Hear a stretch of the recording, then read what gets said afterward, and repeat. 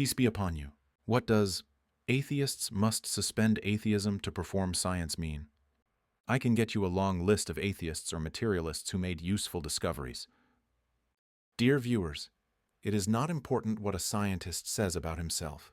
What matters is, did he produce useful knowledge using materialistic or faith-based premises, whether he realizes it or not?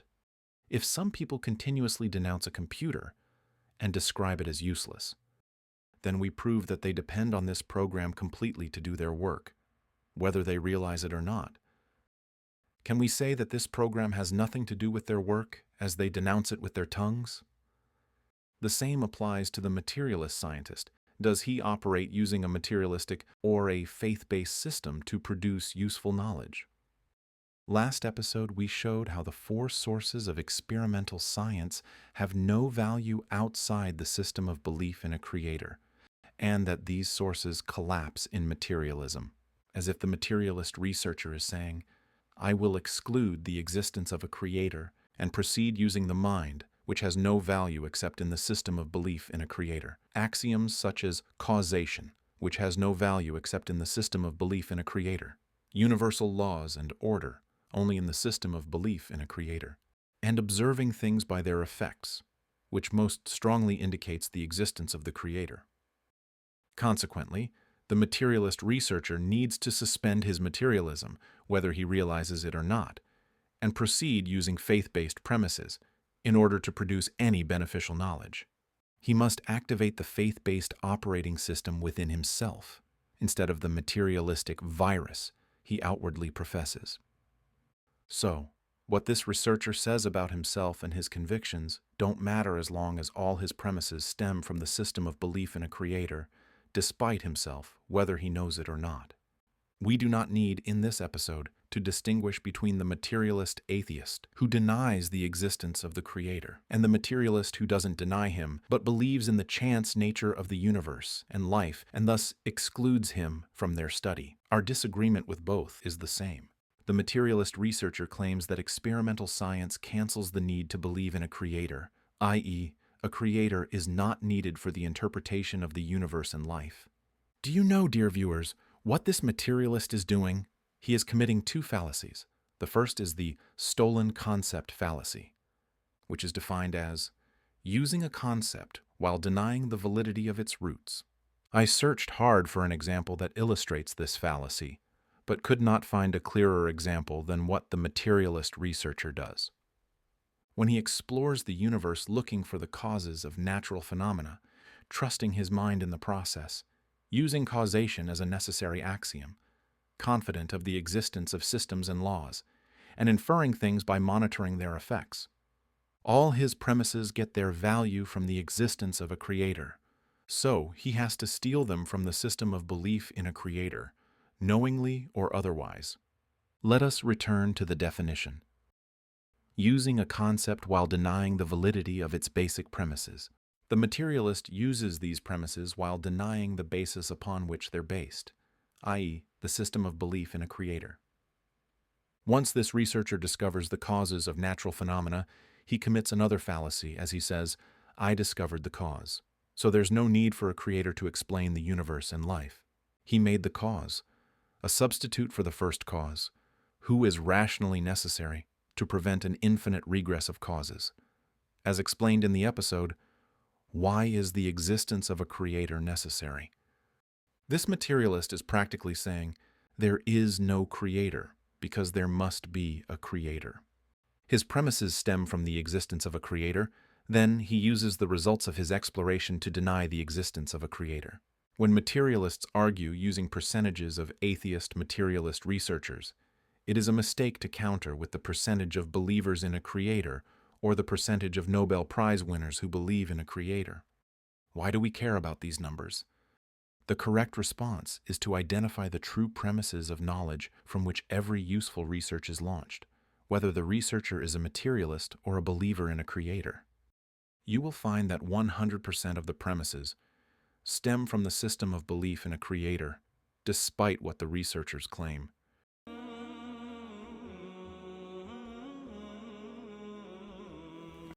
You may still feel that we are exaggerating when we say that all scientific premises stem from the system of belief in a creator, and that materialism is a virus that produces nothing. Okay, name one discovery based on the materialistic premises of discrediting the mind and basic axioms, a random, coincidental universe, and rejecting the inference of things by their effects. Name one invention or discovery based on these premises. The materialist researcher who gets results that are different from what dozens of past experiments have confirmed, even though he is sure that the experimental conditions are identical, will not say, "There is no order in the universe." Rather, he will say, "There is a problem in the experiment." He does not attribute the problem to the random nature of the universe which his materialism assumes. When the space shuttle Challenger exploded, they did not conclude that the universe doesn't have reliable laws and decide to stop space exploration. Instead, they realized that there was a defect in the design and formed a committee to find the cause, as what happens in plane crashes. This is a practical acknowledgement that this universe runs with extreme order and precision which cannot happen by the blind coincidences of materialism. Someone may say, how can you claim that materialism discredits the mind and that it does not rely on order in the universe? Materialists don't say that. They don't discredit the mind but sanctify it. They don't disregard the laws but discover them and rely on them. So you still do not understand. You're not differentiating between materialism as a principle and those who call themselves materialists.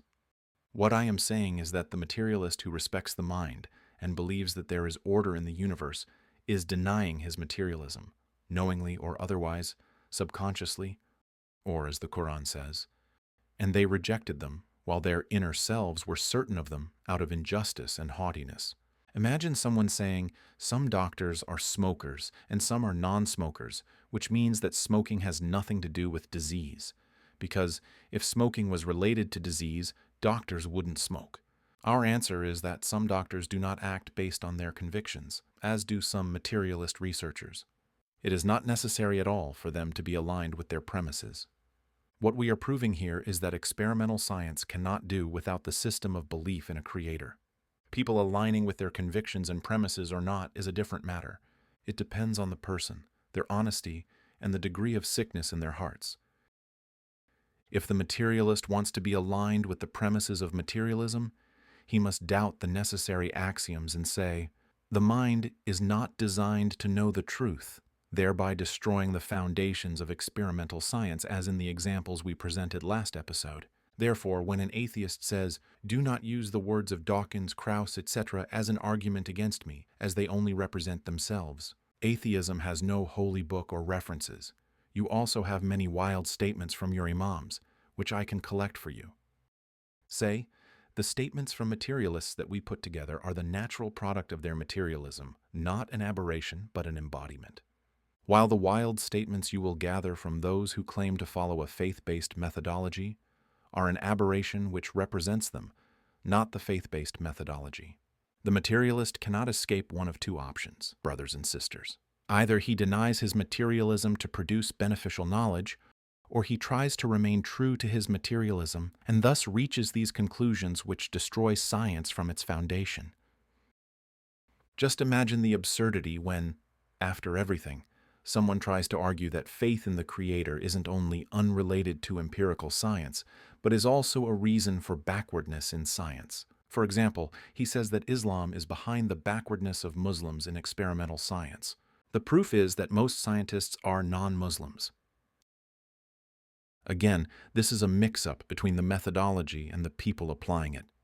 Had this person lived in the era when Muslims were the masters of science, he would feel obliged, by this logic, to say that Islam is behind the progress in science, as evidenced by the fact that most scientists are Muslim. Question: when was Islam completed and when did revelation cease? 14 centuries ago. Back then, Muslims were busy with conquests, internal issues, gaining knowledge, translating sciences, etc. Once things settled down, minds began to produce, and the golden age of empirical science was launched by Muslims. It lasted for centuries. Then the gradual decline began and continued to this era. Question: Were any new ayahs revealed after the golden age of empirical science, which transformed Islam from a driver to a deterrent of scientific progress? Are there two Islams? Middle Age Islam, which is a driver for progress in science, and current Islam, which is the reason for backwardness in science? Or is it that Islam is the same and people either move away from it and fall behind, or embrace it and move forward? Do you see how pathetic and naive it is to base evidence on people, instead of basing it on the true premises of science from which scientists proceed? Of course, some current Muslims are so brainwashed that they believe that the centuries of Muslim supremacy in sciences are a myth, an exaggeration propagated by some sheikhs. Let us listen to our brother, Dr. Haytham Talaat, as he conveys information from international organizations, such as UNESCO and British newspapers, such as The Guardian and The Telegraph. Peace be upon you. The oldest university still in operation, according to UNESCO, is the University of Al-Qarawiyyin, established by Muslims in 245 AH. The oldest library in the world that still exists and contains books and scientific references dating back to the 9th century AD is an Islamic library. For a period of 7 centuries, the international language of sciences in the world was the Arabic language, and Baghdad was the center of culture, science, labs, physics, and astronomy. Many Muslims do not know that the National Library of Medicine, which is the most famous electronic library, used by myself and many other researchers to collect information and publish research through its branches such as PubMed, has a special section titled Islamic Medical Manuscripts, which contains manuscripts in various fields such as medicine, pharmacology, chemistry, astronomy, etc. Type nlm.nh.gov, search for Islamic medical manuscripts, then choose Catalog and browse through the manuscripts of Islamic civilization which the West benefited from and built upon to become what it is now. Have you heard of the exhibition 1001 Inventions, which travels the world showcasing the discoveries of Islamic civilization and how modern experimental science and recent innovations are built upon them? It was founded by Professor Salim Al-Hassani of the Mechanical Engineering Department at the University of Manchester, who also established the website Muslim Heritage. Browse through the website to discover the history of Islamic civilization. The anthropologist Robert Briffault, in his book The Making of Humanity, says, "What we call science arose in Europe as a result of a new spirit of inquiry, of new methods of investigation, of the method of experiment, observation, measurement, of the development of mathematics in a form unknown to the Greeks. That spirit and those methods were introduced into the European world by the Arabs." Dr. Sami Ameri, in his book Barahin an-Nubuwah, in the chapter on experimental science, presents similar testimonies from George Sarton, considered the founder of the history of science, Hartwig Hirschfeld, the scholar of biblical studies, and the atheist physicist and philosopher Victor Stenger. Fuat Sezgin, professor of history of natural sciences at the University of Frankfurt, previously, has valuable work on the contributions of Muslims. He was the founder and director of the Institute for Arabic Islamic Sciences History in Frankfurt, Germany, where hundreds of models of inventions by Muslim scientists are displayed.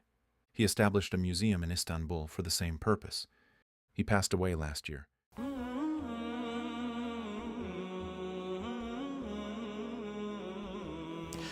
Your history is stolen, people. Your history is stolen. Just as there is intellectual theft from the system of belief in a creator, Muslims founded experimental science. They were its masters and established its foundations upon which the science of today is built. And if school curricula in Muslim countries doesn't mention any of this, it is because the curricula was not created to teach our generations, but to make them ignorant, while the student and his parents think that they are getting an education. The contribution of Muslims is not limited to the past. They continue to contribute in the present. A frequently parroted phrase of the psychologically defeated is, "You criticize materialists even though they invented everything you use, including the internet that you use to spread your views." What if I told you that one of the key contributors to internet technology is the Muslim professor, Hatem Zaghloul, who played a crucial role in the development of Wi-Fi technology and another innovation that helped advance 4G networks? He also holds numerous published patents. His research papers have been referenced thousands of times, and he has received many awards.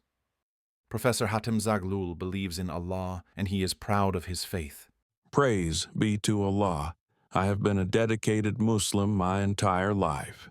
Religion has been the real constant in my life. I traveled, changed my country, my environment changed, a lot changed, but still I continued to pray, to attend Friday prayers, and so on. Moreover, through my economical and social progress, I started to contribute to the Muslim community in Canada and the Canadian society in general. This undoubtedly gives me serenity. I feel like I am giving back some of the things I took from society, and Allah has granted me success as I was the head of the Muslim community in Calgary for a long time. This is one of the many examples marginalized in our youth's awareness. Our brothers and sisters of the Muslim Researchers website have a list of contemporary Muslim scientists who live among us, with a short bio about each and their accomplishments. This all isn't intended to prove that experimental science requires faith, so no one should say, even if experimental science began and thrived at the hands of Muslims, it doesn't mean that this is because of Islam. I mention this to let you know that the bright aspects of Islamic civilization and the current achievements of Muslims are intentionally marginalized. Then they have the nerve to say, Muslims are backward in sciences. Therefore, Islam is the cause. Darknesses, some of them upon others, ignorance of history, ignorance of reality, wild inferences, and an accumulation of logical fallacies. The argument we proudly uphold and adhere to is the proof that all sources of knowledge for experimental science are based on the system of belief in a creator. Those who infer, from the progress of the West, that their claimed materialism is valid, are practicing the Pharaoh's fallacy when he argued that material progress proves the validity of his claims. Does not the kingdom of Egypt belong to me, and these rivers flowing beneath me, then do you not see? Why don't materialist researchers and those around them notice that their premises are faith-based premises? It is because faith-based premises exist innately within them, as we explained in our episodes about innate nature. They are the operating system that exists inherently within them, while materialism is like a virus, as we explained in The Kidnapped. Thus, anyone who hears a researcher infected with the materialism virus, presenting materialistic concepts, might erroneously think that the science this researcher produces is a product of the materialism virus, when, in fact, it is the product of his inherent system of belief in a creator. Finally, in view of what we mentioned, atheists cannot produce science while upholding atheism, and materialists cannot produce science while upholding materialism. They must suspend, consciously or subconsciously, their atheism or materialism to perform science or produce anything useful, as all the premises of science are from the system of belief in a creator, whether they like it or not, regardless of what they say. Brothers and sisters, please note, did I say that atheists do not produce science, or that most scientists believe in the existence of a creator who created the universe and life, or that the percentage of atheist materialist scientists is small? No, I did not say that, and percentages do not matter to us. Regardless, you will find some atheists fooling their duped audiences about the title of this episode, confident that their audiences do not check or research. Next episode, we will explain the invalidity of the phrase, unfortunately repeated by some who are considered Muslim thinkers. Science is neutral and does not prove or deny the existence of Allah. It will be one of our most important episodes, so stay tuned. May the peace and mercy of Allah be upon you.